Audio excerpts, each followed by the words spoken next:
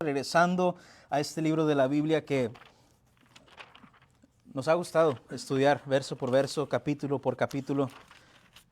¿Por qué? Porque muchas veces cuando estudias la Biblia brincando diferentes temas, diferentes libros, abarcas demasiado y no te enfocas en ciertas cosas que Dios quiere que sepas, que conozcas. Si hablamos todo un tema acerca de dinero, vamos a ignorar otros detalles. Si hablamos solamente del matrimonio, ignoramos otros detalles. Pero lo bueno de ir verso por verso, libro por libro, como decían los políticos, casilla por casilla allá en México, ¿qué es la importancia? Haces una pausa en temas que Dios quiere resaltar. Y lo que vamos a ver el día de hoy es, los cristianos saben que Dios tiene el control. Los cristianos saben que Dios tiene el control. Algo de contexto, ¿dónde nos encontramos en este libro de los Hechos? Bueno, después de la vida, de la muerte y de la resurrección de Jesús, Él se encontró con sus discípulos y les dio una instrucción final. Lleven este evangelio, estas buenas nuevas a todo el mundo. La gran comisión. Y vimos en Hechos 1 y 2 donde los discípulos llegaron a Jerusalén y ahí recibieron al Espíritu Santo, recibieron el poder de Dios, Dios mismo. ¿Para qué? Para hablar el evangelio a toda nación, todo idioma, lenguaje, lengua, dialecto, para llevar las buenas nuevas a todo el mundo. De ahí empezó. Y el evangelio se difundió entre miles de personas en Jerusalén. En un día, 3,000 personas conocieron a Cristo. Y siguió más allá de las fronteras de Jerusalén. El evangelio se difundió entre muchas personas en naciones extranjeras. Vimos que al mismo tiempo que se iba difundiendo el evangelio por todas partes, también la persecución. También la persecución. Y vimos el primer mártir. ¿Sí recuerdan el nombre de este joven, el primer mártir de la iglesia? Esteban, apedreado por su fe en Jesús. Entre los que estaban ahí, dice que había un hombre llamado Saulo de Tarso, conocido también como Pablo en nuestro idioma. Y Pablo, que fue perseguidor de la iglesia, llegó a ser el más grande evangelista de ese tiempo. El evangelio sí llegó a muchas partes, pero detrás del evangelio siempre va la persecución. Vamos a ver exactamente eso el día de hoy. Vamos a Hechos 12, versículos 1 al 4. Y lo primero que vamos a ver es el ataque contra la iglesia. Dice así Hechos 12, del 1 al 4, leemos de una forma alternada, dice así. Por aquel tiempo, el rey Herodes echó mano a algunos que pertenecían a la iglesia para maltratarlos. 2. Hizo matar a espada a Jacobo, el hermano de Juan. Y viendo que esto agradaba a los judíos, hizo arrestar también a Pedro. Esto sucedió durante los días de los panes sin levadura. 4. Habiendo arrestado, lo puso en la cárcel, entregándolo a 4 grupos de soldados para que lo custodiaran con la intención de llevarlo ante el pueblo después de la Pascua. Permítame orar, por favor. Padre Santo, acabamos de leer tu palabra y vamos a ver hoy que nuestra iglesia primitiva, estos hermanos que vivieron hace mucho tiempo, ellos sufrieron, Señor, mas no perdieron fe en ti.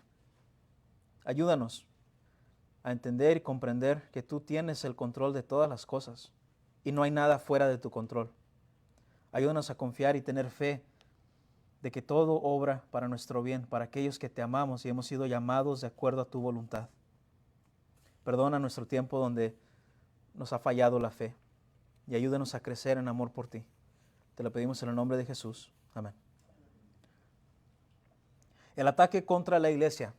Acabamos de ver este relato y vemos que el rey Herodes, y de hecho en la Biblia hay 3 reyes que se llamaban Herodes, era un nombre de una dinastía de reyes en el tiempo de Jesús. Pero el que vamos a ver hoy es Herodes Agripa, el primero. Y este gobernó desde el año 37 al 44 después de Cristo. Este hombre que fue colocado como rey de esa área, de lo que se llamaba Siria, Palestina por los romanos, que era el pueblo de Judea, de los judíos. ¿Y qué es lo que hacía este rey? Este rey perseguía a los cristianos para complacer a los judíos y a los romanos. Recordamos que el cristianismo inició y ellos lo consideraban, los judíos, como una secta. Los romanos lo consideraban como un grupo problemático. Y este rey Herodes los perseguía para complacer. Acabamos de ver esto. Dice que hizo matar a espada a Jacobo. Jacobo, que fue el hermano de Juan, los discípulos, Juan y Jacobo, los que estuvieron con Jesús. Entonces este fue el primer de los 12 apóstoles que fue martirizado por su fe. Ahora no tocaban a los jóvenes, ni los diáconos, ni los hermanos, ahora tocaban a los líderes. Venía el ataque en contra de ellos. Y dice que también después de matar a Jacobo, arrestó a Pedro. Para Pedro esto ya era común.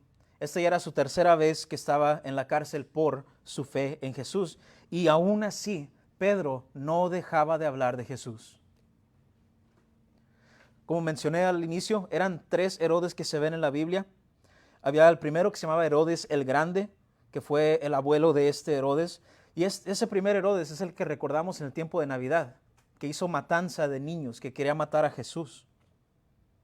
El segundo es Herodes Antipas, que él tomó, fue el cual Juan el Bautista fue y le llamó la atención. ¿Por qué? Porque este Herodes segundo había tomado la esposa de su hermano, Felipe. Juan el Bautista viene, lo reprende, le dice arrepiéntete. ¿Y qué hace ese Herodes? Arresta a Juan el Bautista y le corta la cabeza. Ese mismo Herodes también, en el tiempo de Jesús, se burló de Jesús, lo tomó cautivo, lo torturó y lo entregó a los romanos. Y el tercer Herodes, el que vamos a ver el día de hoy, siguió el ejemplo de sus padres, odiando todo lo bueno y nunca arrepintiéndose. Vamos a ver el día de hoy esto, un ataque en contra de la iglesia. Y sí, vamos a sacar un par de ideas. La primera idea es esta, el legado de un mal padre. Vamos a iniciar ahí. Ya vamos a ver el ataque sobre la iglesia, pero veamos el legado de un mal padre. Herodes vino haciendo lo que hacían sus padres. No existen, hermanos, estas cosas de maldiciones generacionales. Si lo ha escuchado, es que tengo una maldición, no puedo ayudarme, no puedo hacer nada si ya es una maldición sobre mi vida. No existen las maldiciones generacionales. Dios dice, el alma que peque, esa alma morirá. Ya no más serán culpables los hijos por los pecados de los padres. Y también decía, tú tienes el poder de decidir. Le decía, de hecho, desde el inicio de la Biblia a Caín, el pecado quiere gobernarte, pero tú debes vencerlo. Así que esto de maldiciones generacionales, hagámoslos a un lado, eso no es bíblico. Entonces, ¿qué es lo que existe? Malos patrones, malos hábitos, malos ejemplos.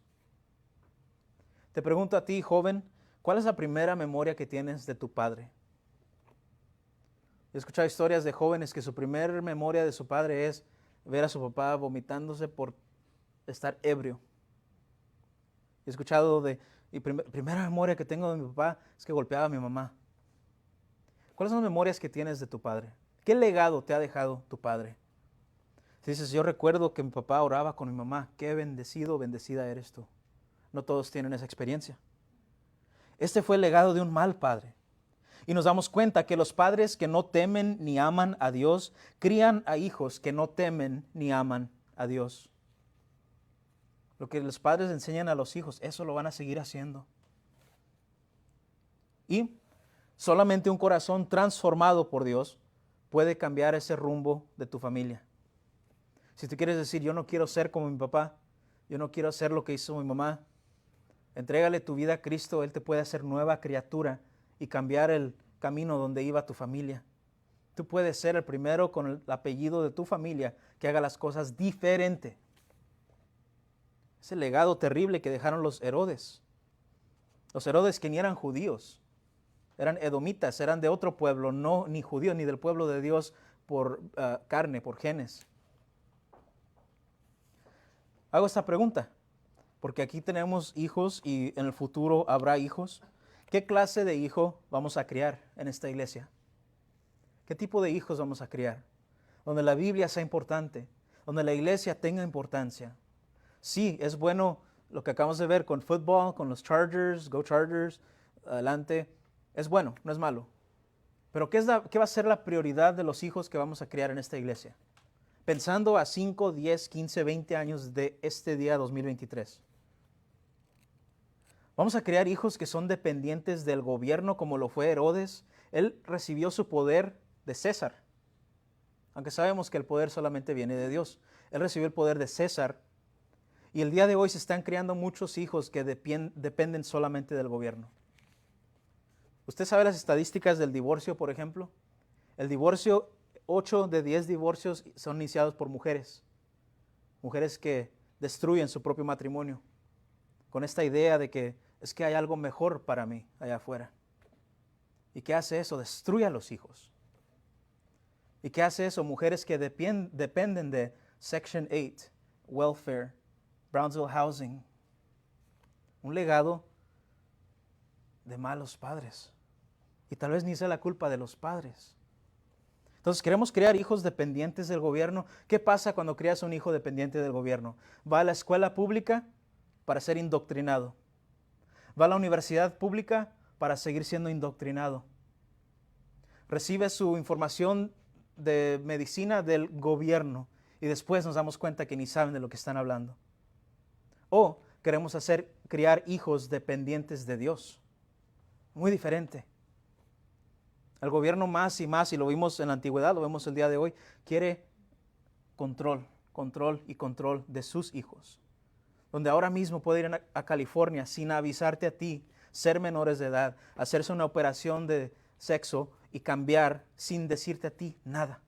Porque California es un estado santuario para este movimiento. ¿Ese es el tipo de hijos que queremos? ¿O queremos hijos dependientes de Dios, que buscan a Dios, que se arrepienten? De hecho, leemos en todo el Antiguo Testamento, en el libro de los Reyes, de las Crónicas, este rey hizo algo malvado, este hijo lo siguió, este hijo también, y después llegó un hijo que se arrepintió y dijo, no voy a hacer las cosas como mis padres. Pero tristemente, esto pasó con Herodes. Él siguió el ejemplo, echó mano a los de la iglesia, mató a Jacobo, a uno de los apóstoles, le cortó la cabeza y después arrestó a Pedro. Lo feo de esto es que lo hizo durante los días, dice ahí, de pan sin levadura. ¿Qué era esto? Passover, la Pascua. Alrededor del tiempo de la Pascua es cuando arrestó a estos hombres. Cuando debería ser un tiempo de júbilo, de celebración. Dios cubrió mis pecados por la sangre del Cordero, que ahora sabemos fue Jesús. Imagínense eso, pónganse en su lugar, la iglesia celebrando todo esto, tal vez no participando, sino le dieron un nuevo entendimiento, es Jesús, y arrestan a sus líderes. El mal no descansa. El mal no descansa. Y vamos a ver esto. ¿Qué sucedió aquí? Hirieron a los pastores para herir a las ovejas. Hirieron a los pastores para herir a las ovejas. Estábamos viendo un documentary, ¿no es cierto, Carlita? Bueno, ella estaba viendo, yo estaba escuchando, porque siempre me gusta escuchar lo que escucha ella. De una iglesia grande allá en México, ¿verdad? La Luz del Mundo, sí le había escuchado, esta organización. El líder, el santo ungido profeta de Dios, apóstol de Dios, arrestado por crímenes en contra de menores. ¿Y qué decían estas personas? Entre más perseguían al apóstol, más dedicados estábamos a la causa. Triste. Mira lo que dice 1 Tesalonicenses 5, del 12 al 13. Aquí hablando Pablo acerca de los pastores de las iglesias. Dice, pero les rogamos, hermanos, que reconozcan a los que con diligencia trabajan entre ustedes y los dirigen en el Señor y los instruyen, y que los tengan en muy alta estima, con amor por causa de su trabajo. Vivan en paz los unos con los otros. ¿Qué está diciendo aquí Pablo? Amen a sus líderes, a sus pastores, a sus maestros de escuela dominical. ¿Por qué? Porque el trabajo que están haciendo es bien importante. Y por eso es que Satanás los mira a los pastores, a los diáconos, a los líderes y dice, tengo que atacarlo, tengo que destruirlo a él. Y si alcanzo a destruir a un líder, puedo destruir la iglesia. Esa es la idea. Los líderes se convierten en un blanco, ¿para qué? Para ser atacados por Satanás, el diablo. Y la forma en que los líderes sufren puede tener dos resultados. Pueden fortalecer la iglesia o pueden debilitar a la iglesia. Si Pedro, cuando fue arrestado, o iniciamos con Jacobo, que fue asesinado. Si Jacobo hubiera negado a Cristo para salvar su propia vida, muchos se hubieran apartado de la fe. Hubieran dicho, ni nuestros líderes creen lo que están diciendo. Aunque sabemos, si se fueron, es porque nunca fueron de nosotros. Pero muchos se hubieran apartado, tal vez. Si Pedro hubiera negado otra vez a Jesús como ya lo había hecho antes, le hubiera dado mucho miedo a la iglesia. Entonces no es en serio, estamos siguiendo una mentira. ¿Será cierto? Mira, ni sufrir por Cristo pueden, que Cristo prometió sufrimientos. Yo he visto ejemplos, por ejemplo, en Canadá, donde arrestaron pastores durante el tiempo de COVID por mantener las iglesias abiertas. Literalmente estaban esperándolo afuera de la iglesia. Cuando se acabó el servicio, entró la policía y se lo llevó. ¿Por el crimen de qué? De mantener abierta su iglesia en medio de una pandemia que todavía dicen no se ha acabado, según ellos. ¿Y qué hizo este pastor? Firme en su fe. En la cárcel, ganando almas para Cristo. En la cárcel, orando por el presidente, por los que lo estaban lastimando. ¿Y qué pasó con la iglesia? Se fortaleció. Si tú eres líder, si tú llevas carga sobre tus hombros, hermano, hermana, en esta iglesia, en cualquier iglesia, cuídate. No solamente es tu vida, es la vida de los que te están siguiendo como discípulos. Ellos te están viendo cómo vas a sufrir por Cristo. Pero recordamos esto, aunque Satanás quería herir a los pastores, se le olvidó algo, que Jesús es el buen pastor. Jesús es el pastor. Él es la piedra angular. Él es el fundamento, la fundación del edificio. Y por eso, aunque sean tentados los pastores y caigan, aunque los pastores sean arrestados, hasta asesinados y caigan, nuestra mirada debe estar fija ¿en quién? En el Señor Cristo Jesús. Porque Él va a seguir ahí cuando nuestros pastores ya no estén. Él va a seguir ahí. ¿Y qué vemos aquí con este tema de control? Dios tiene el control de su iglesia. Pueden matar a los pastores, pueden herir a los pastores. Dios sigue estando en control de su iglesia. Herodes trató, pero vamos a ver lo que sigue en esta historia. Hechos 12, 5 al 11. Le digo, vamos a ver varios temas y vas a decir, esto está desconectado. No, por algo Dios lo está mostrando aquí para que lo veas. El segundo tema que vamos a ver son los ángeles de Dios. Hechos 12, del 5 al 11. Pedro en la cárcel con 4 soldados, 2 en la entrada, 2 a sus lados y 3 grupos más esperando para el turno. Mira lo que pasa. Esa misma noche, cuando Herodes estaba a punto de venir a buscarlo, Pedro estaba durmiendo entre 2 soldados, sujeto con 2 cadenas, no quería que se escapara. Y unos guardias delante de la puerta custodiaban la cárcel. 7.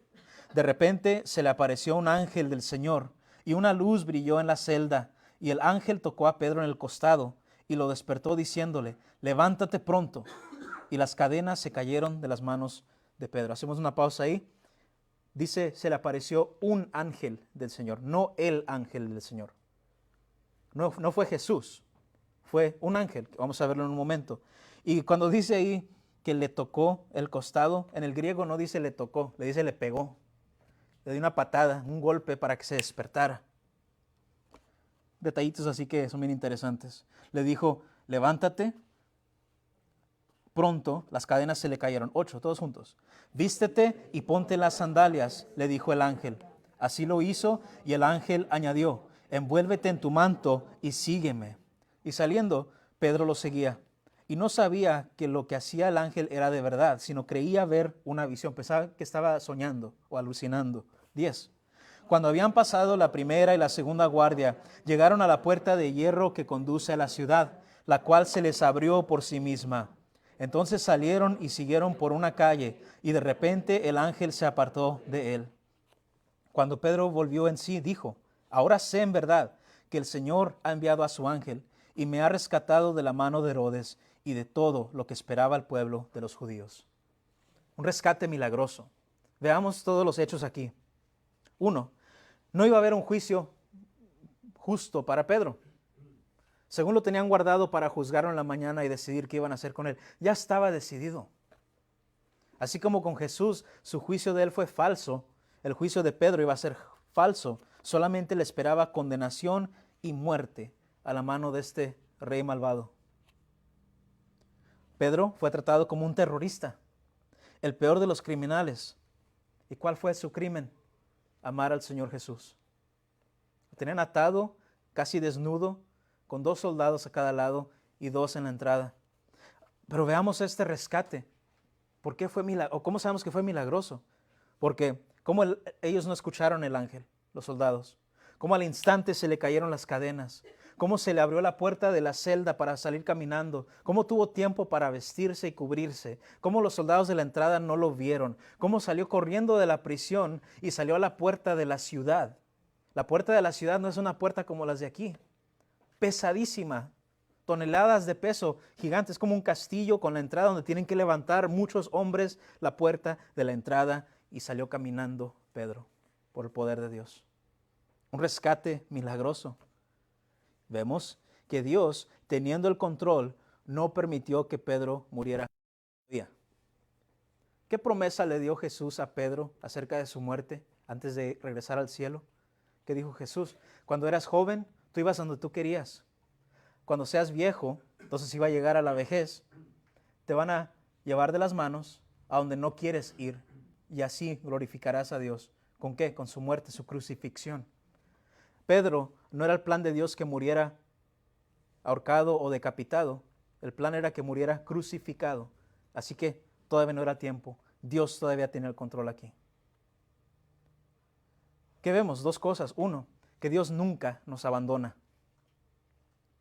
Dios nunca nos abandona. Y tal vez tú te preguntes,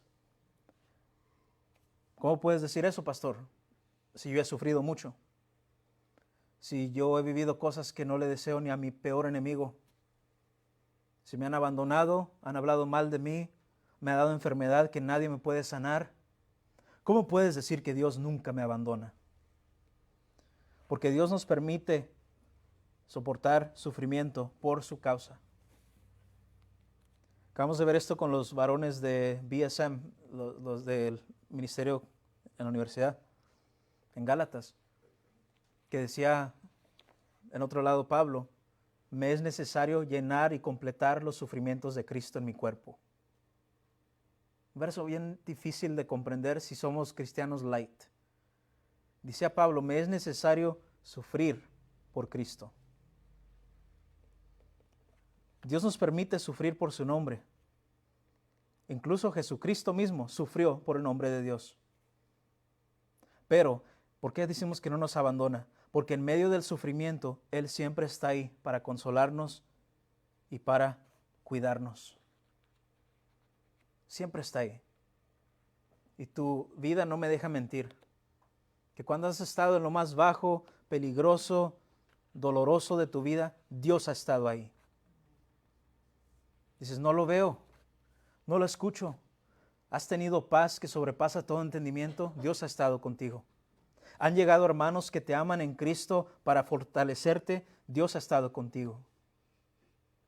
Dicen por ahí siempre estos hermanos cristianos, dicen que si solamente pudieras ver, si se te quitara el velo de los ojos y vieras el mundo que Dios solamente puede ver, veríamos ángeles batallando, peleando en contra de demonios por nuestra causa. Ni lo podemos ver. Hay tantas cosas que Dios está haciendo por ti para cumplir su voluntad en tu vida que ni sabes. Dios está en control. ¿Y qué si Dios nos permite sufrir por su causa? ¿Qué dice Romanos 8, 36 y 37? Pablo no ignora esto. Mira lo que dice Pablo en Romanos 8, 36 y 37. Dice, tal como está escrito, por causa tuya somos puestos a muerte todo el día. Somos considerados como ovejas para el matadero. Pero en todas estas cosas, repita conmigo por favor, en todas estas cosas somos más que vencedores por medio de aquel que nos amó. Y la victoria a veces requiere nuestra muerte. Ya le dije a los hermanos, no tenemos un sermón de Christmas en el domingo de Christmas. ¿Con qué vamos a cerrar el año? Con hechos y un sermón sobre la persecución. La persecución que vivió Pablo. ¿Por qué? Parte de mi trabajo como su pastor no es entretenerle. Es equiparle, prepararle y movilizar a nuestra iglesia para llevar a cabo la gran comisión. Y parte de esa preparación es comprender que nos van a odiar. Vamos a ser perseguidos. Algunos de ustedes ya lo han vivido, lo están viviendo. Recordamos la persecución viene de 3 formas: social, económica, física. Casi ninguno de nosotros hemos llegado al punto de persecución física. Pero hoy en día se da, ¿sí recuerda? Tal vez en los 90s, en 2000, este movimiento de What Would Jesus Do? Si ustedes, los que recuerdan esto. Y había muchos predicadores en las calles, por ejemplo, de Nueva York, con sus signs, diciendo arrepiéntete, Cristo viene, sus campanitas y sus megaphones, y predicando el evangelio. Y for the most part, la gente decía, pues están locos, pero sácale la vuelta. Ahora no. Ahora se para en la calle de Nueva York un predicador y le apuñalan con un cuchillo. Le atacan. ¿Por qué? Va creciendo este odio en contra de los cristianos. El gobierno nos llama radicales. La propaganda de las noticias nos llama far right, derecho al extremo, políticamente hablando. Pero dice el autor de la Biblia, Pablo, de este pasaje, en todas estas cosas somos más que vencedores por medio de aquel que nos amó. Porque ¿qué es lo que siempre recordamos? Para mí, el vivir es Cristo. ¿Y el morir qué? El morir ganancia. Eso nos distingue de nuestros amigos musulmanes, testigos de Jehová, mormones y ateos. Todos ellos le tienen miedo a la muerte. ¿Qué hacen los de las religiones? Tratan de impresionar a Dios porque cuando llegue la muerte quiero estar bien con Dios.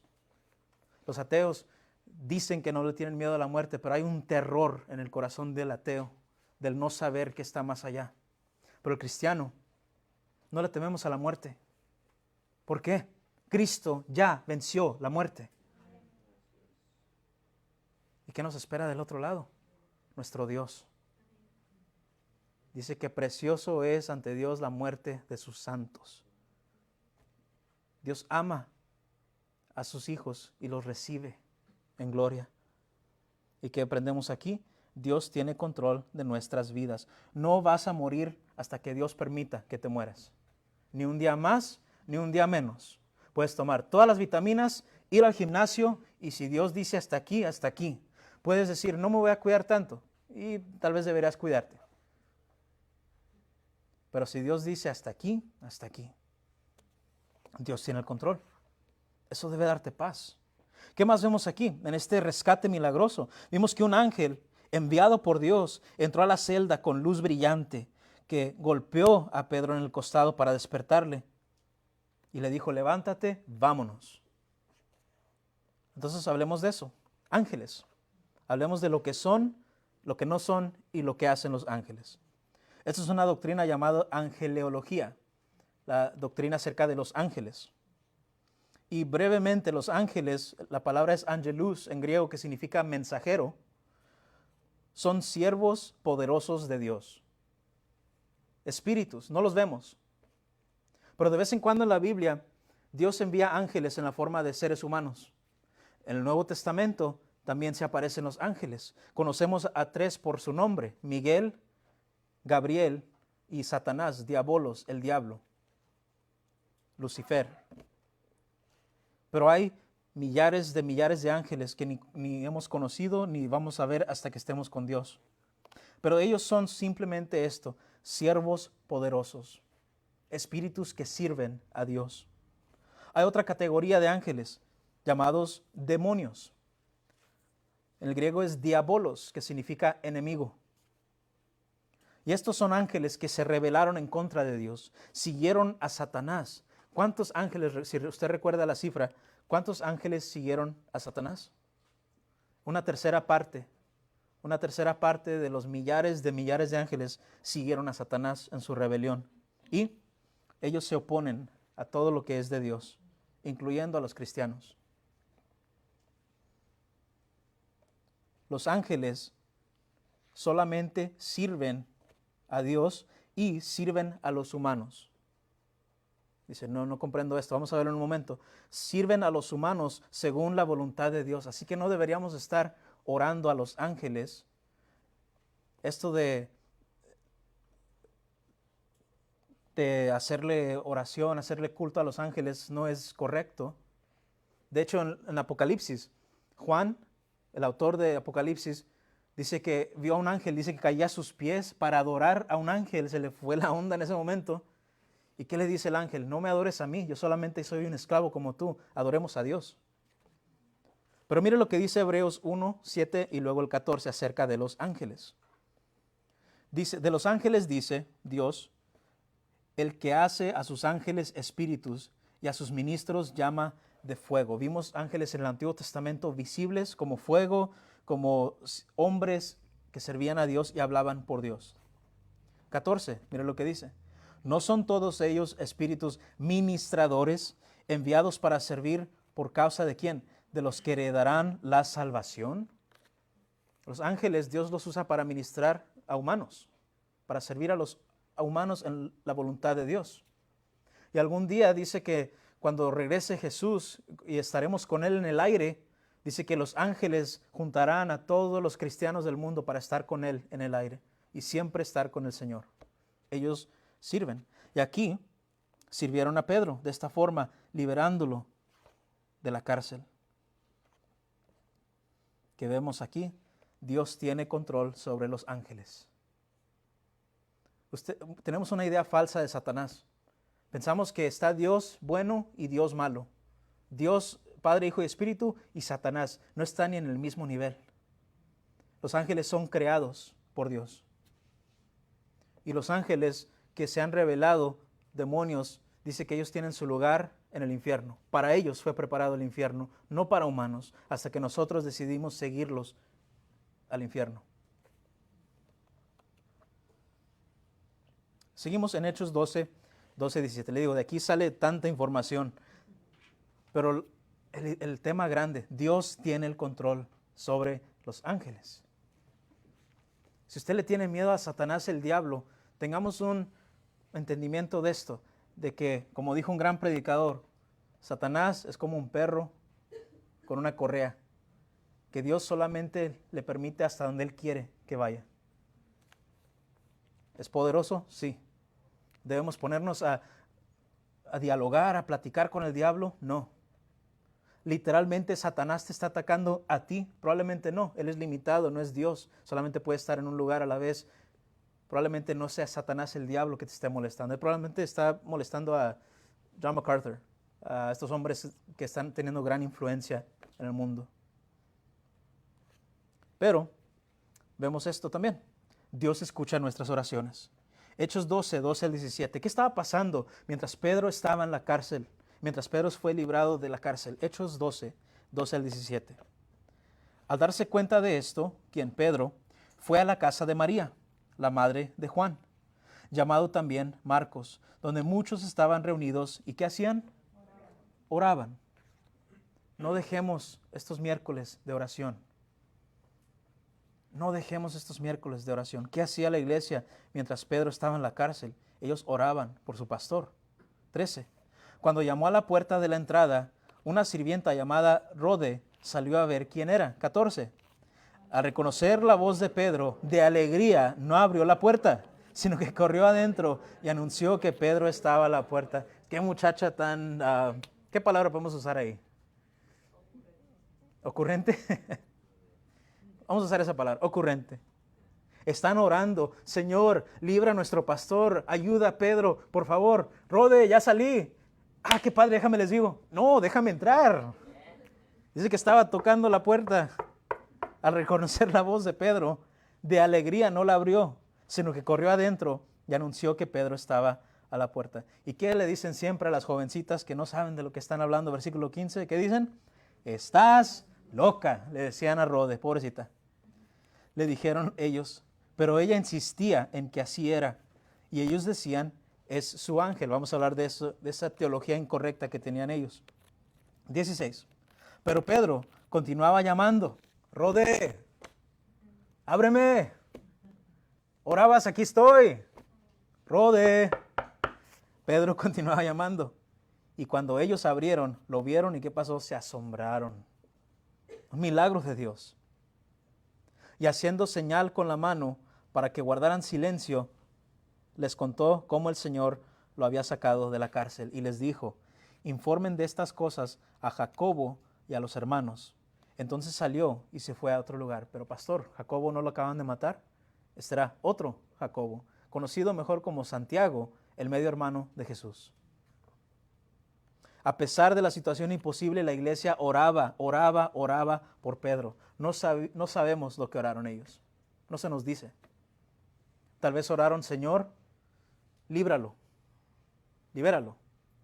Señor, que no le toque un juicio falso. Tal vez oraron, Señor, que no nos avergüence nuestro pastor, negando a Jesús otra vez. ¿Quién sabe qué oraron? Pero ellos oraban por lo imposible. ¿Qué nos dijo Jesús acerca de lo imposible? Con Dios no hay imposible. ¿Qué más vemos aquí? Que cuando llega Pedro, Rode, buen nombre para tu hija, Rode. Rhoda, a lo mejor en inglés mejor, Rhoda. Dice que se emocionó, llegó a la iglesia, hermanos, ya está afuera. ¿Y cuál fue la respuesta? ¿Estás loca? Ha de ser su ángel. ¿Qué nos dice esto? Los judíos, nos explica también Flavio Josefo y los historiadores, ellos tenían esta superstición de que cada persona tenía un ángel ¿de la qué? De la guardia. Un ángel guardián, un ángel de la guardia. Una superstición. Y ellos pensaban, tal vez Pedro ya va a estar muerto, este ha de ser su ángel. ¿Qué nos dice esto? Que aún la iglesia no tenía una comprensión perfecta de la teología. Todavía no se escribían los libros del Nuevo Testamento. ¿Qué vemos ahí también? Cuando Pedro les explica sobre este rescate milagroso, les dice, avísenle a los hermanos, incluyendo a Jacobo. Y ya mencionamos, Jacobo viene de Jacobus, y que se traduce san, siendo santo, Tiago. Son dos palabras, de ahí viene el nombre Santiago. Hermano de Jesús, el que escribió una carta con su nombre, Santiago. Y él se convirtió en el pastor ahora de la iglesia ahí en Jerusalén. ¿Qué vemos aquí? Vemos el privilegio y el poder de la oración. El privilegio y el poder de la oración. Una de las disciplinas que negligimos muchas veces. Especialmente en iglesias donde sí se predica la Biblia, verso por verso, texto por texto. ¿Qué hacemos? Ignoramos la oración. Porque decimos, pues aquí está todo lo que necesito. Sí, pero aún Jesús, siendo Él mismo el Logos, la palabra de Dios, Él oraba. ¿Y cómo nos enseñó Jesús a orar? Mateo 6, versículo 6. Nos enseñó esto, pero tú, cuando ores, entra en tu aposento y cuando hayas cerrado la puerta, nos dice hayas, cuando hayas cerrado la puerta, ora a tu Padre que está en secreto, y tu Padre que ve en lo secreto, ¿qué hará? Te recompensará. Jesús nos enseñó cómo orar. Y entienda esto, hermano, es un privilegio orar. Orar a un Dios, a el Dios del universo, al Dios que te escucha. Yo tengo amigos que los viernes se van a sus sinagogas, a sus mosques, a sus templos hindús y oran. ¿Y saben quién les escucha? Nadie. ¿Por qué? ¿Qué nos ha dicho Dios de otros dioses? Ni hablan, ni escuchan, ni pueden contestar tus oraciones. Me da mucha tristeza. My heart breaks for them. Porque están gritando, adorando, buscando a alguien que no les va a contestar porque no existe. Y si alguien les contesta, ¿qué nos ha dicho la Biblia acerca de aquellos so-called gods que contestan? Dice, ellos ofrecen adoración ¿a quién? A demonios, sin saberlo. Es que Alá me contestó. No fue Alá, fue un demonio, vistiéndose como ángel de luz, como lo hace Satanás. Es que vino el ángel Moroní y me habló. No fue un ángel Moroní, fue un demonio que se apareció como ángel de luz. Es que vino Vishnu y me contestó mis oraciones. No era Vishnu, era un ángel vestido como ángel de luz, un demonio. Por eso usted y yo debemos comprender el privilegio que es orar. Que el Dios Santo del universo sí nos escucha. Y este es un antropomorfismo. Dios no tiene oídos, Jesucristo el Hijo tiene oídos, pero cuando decimos que Dios nos escucha es que el Creador nos entiende. El calor no se entiende. ¿Cómo sucede esto? Porque Jesús abrió la puerta para hablar directamente con Dios Padre por medio de la oración, sin la necesidad de un sacerdote. ¿Qué pasó cuando Jesús murió? ¿Qué pasó con la cortina del templo, del velo que estaba cubriendo el lugar santísimo? Dice que se rompió, se rasgó. ¿Desde dónde? De arriba para abajo. Dios abrió el velo. Jesús dio acceso a Dios Padre para que usted y yo podamos llamarle Padre y que Él nos escuche. La oración, hermanos, como le decía a los varones en el grupo del chat de ayer, la oración nos enseña a ser más dependientes de Dios, no independientes.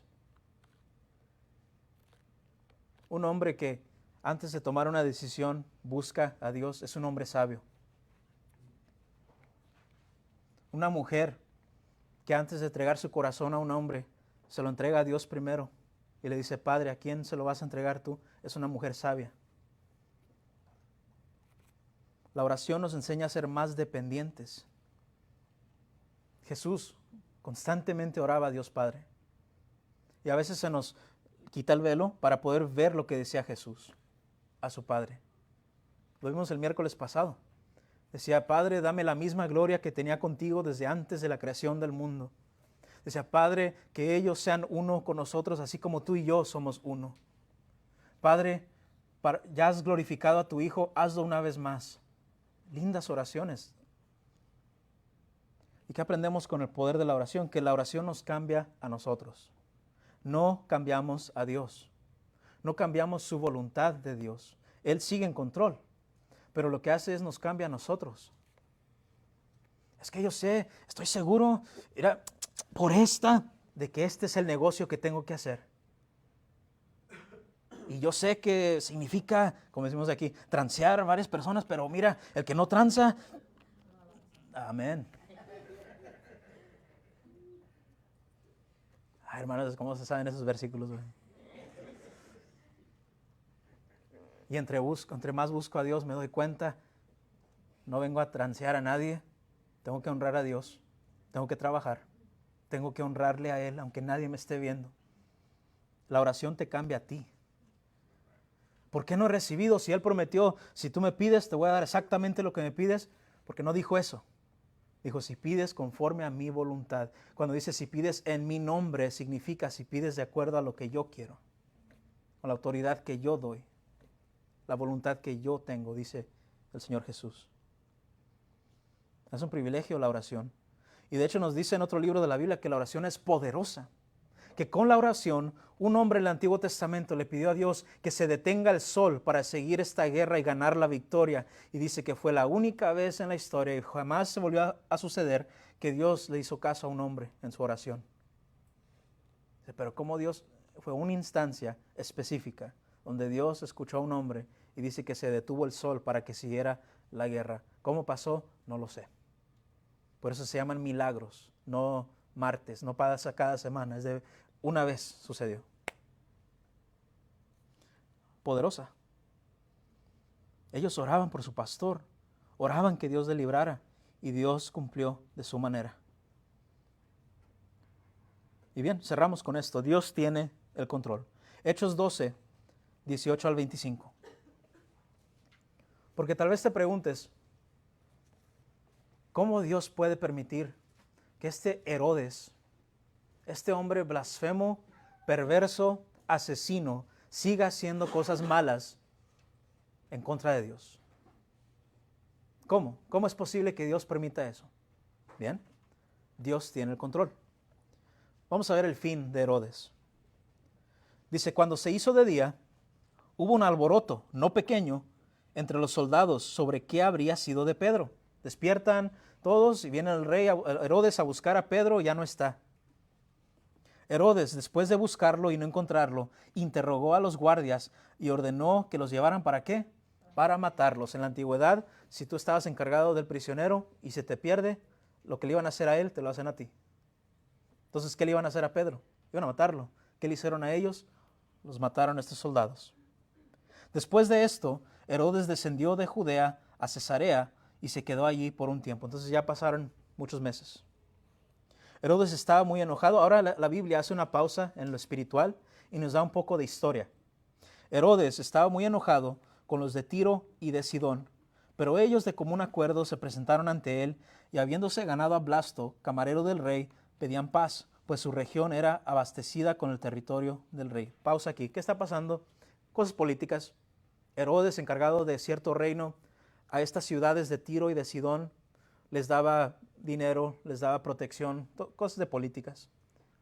Y dice que se ganó a Blasto, otro hombre importante en la política, se lo ganó. Iban a hacer las paces estos dos reinos, esos tres reinos.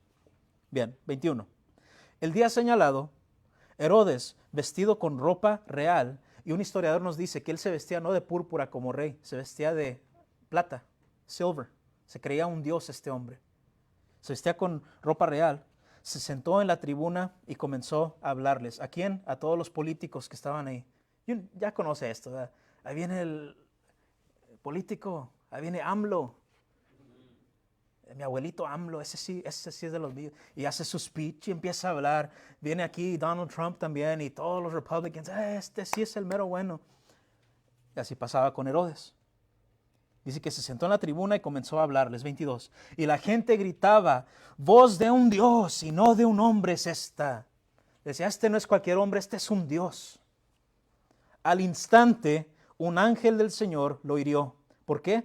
Por no haber dado la gloria a Dios. Y Herodes murió ¿cómo? Comido de gusanos. Pero la palabra de Dios crecía y se multiplicaba. Bernabé y Saulo regresaron de Jerusalén después de haber cumplido su misión, llevando consigo a Juan, llamado también Marcos. ¿Qué vemos aquí, hermanos, en Cristo? De Dios nadie se burla. Cada gobernante, autoridad, rey, presidente municipal, solamente tiene la autoridad que Dios les da. Dice la Biblia que el corazón del rey está en la mano de Dios. Dios hace lo que Él quiere y da autoridad a quien Él permite. Desde el Antiguo Testamento hasta hoy.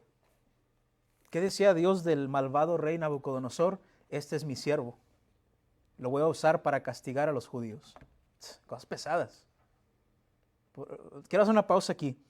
Hoy en día, hasta la Convención Bautista, me entristece un poquito esto. Y podemos debatir, no voy a debatir con usted, solamente le digo esto.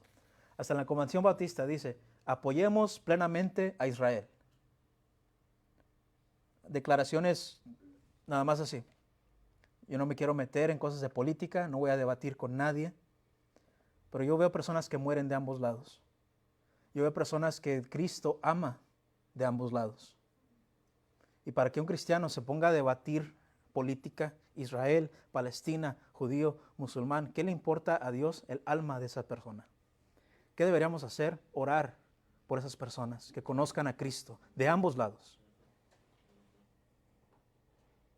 ¿Por qué? Porque Dios aún a los malvados como Nabucodonosor los usa. ¿Y qué hizo al final con Nabucodonosor? Lo convirtió. Hay argumentos de que vamos a ver a Nabucodonosor en el cielo. Porque al final él dijo, este es el Dios del universo, el mero bueno, este sí es el bueno. Entonces, del Antiguo Testamento hasta hoy, Dios sigue teniendo el control sobre quién es el rey. Tanto al punto de que puedo decir Pablo, oren por César. Nerón, el que le iba a cortar la cabeza después, dice, oren por el rey. El cristianismo no es para todos, hermanos. No es para todos. No todos comprenden esto. Necesitamos un corazón transformado. Dice la Biblia que Herodes, en ese instante, un ángel, el poder que tienen los ángeles de Dios, lo tocó. A Pedro lo tocó y lo salvó. A este rey malvado lo tocó, lo llenó de gusanos en sus entrañas. Y nos dice Flavio Josefo, el historiador, fuera de la Biblia, que no era cristiano, que Herodes sufrió agonía por 5 días, siendo comido por gusanos y nadie lo podía librar. En un tiempo donde no había medicina, cirugías, se lo venían tragando por 5 días a este malvado rey Herodes. Y muchos dirían, amén, muerto el rey, Cristo es el mero rey. No se acaba ahí la historia. No porque murió un gobernante malvado significa paz en la tierra. Si mañana el presidente que está ahorita se fuera, no significa paz. Si entrara Donald Trump, no significa paz. Si entrara Panchito de tu rancho, de tu presidente, es que yo lo conozco a ese Panchito, no va a haber paz en la tierra. ¿Cuándo va a haber paz? Hasta que Cristo descienda a esta tierra como Rey del universo. Y mientras tanto, sigue la misión. Dice que la palabra del Señor crecía y se multiplicaba. Bernabé y Saulo, y lo que hace aquí el libro de los Hechos, ya no se enfoca tanto en Pedro, ahora se enfoca en Pablo, en Saulo. Dice que ellos cumplieron su misión. ¿Cuál misión? Trajeron dinero, trajeron comida a los hermanos en Jerusalén, en otras iglesias. Esa era parte de la misión que llevaban, varias misiones. Cumplieron su misión llevando consigo a Juan, también llamado Marcos, uno de los que escribió parte de la Biblia. La misión sigue adelante. ¿Y cómo podemos cerrar este mensaje? Con Isaías 46. Isaías 46.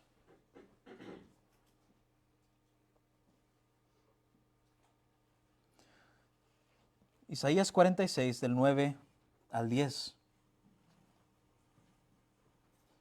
Que no se nos olvide jamás, hermanos, Dios tiene el control. Él lo ha declarado desde la antigüedad. Y mire, lea conmigo a voz alta Isaías 46, del 9 al 10. Dice esto: acuérdense de las cosas anteriores ya pasadas, porque yo soy Dios y no hay otro. Yo soy Dios y no hay ninguno como yo, que declaro el fin desde el principio y desde la antigüedad lo que no ha sido hecho. Yo digo, mi propósito será establecido y todo lo que quiero realizaré. Nada está fuera de su control. Él ya sabe cómo termina la historia y nos los ha revelado en el Apocalipsis, donde al final Cristo hace todo nuevo, termina con todo pecado y nosotros, los que le hemos amado, estaremos con Él por siempre. Ese es el final de la historia. Está en control, hermano. No tengamos miedo. Padre Santo, gracias por este tiempo que nos has dado. Gracias por tu palabra. Gracias por la paciencia que nos tienes. Y gracias, Señor, por el aliento, el ánimo que tú nos das. Tal vez nos toque sufrir persecución, o tal vez no venga ninguna persecución, pero nos toque sufrir enfermedad, soledad, tristeza. Pero todo esto, Señor, sabemos que tú lo usas para bien. Tú nos amas, Señor. Nos has demostrado eso en la cruz de tu Hijo Jesús. Todo aquel que confiese a Jesús como Señor y crea en su corazón que ha sido resucitado entre los muertos, tú le has garantizado vida eterna. Te pido, Padre, que al prepararnos ahora para tomar de tu santa cena, podamos declarar públicamente nuestra fe, nuestra entrega a ti. Tú guardas nuestras vidas en tu mano. Todos aquellos que somos tuyos, nadie nos puede quitar de tu mano. Así tú lo has prometido. Confiamos en ti. Vamos a orar.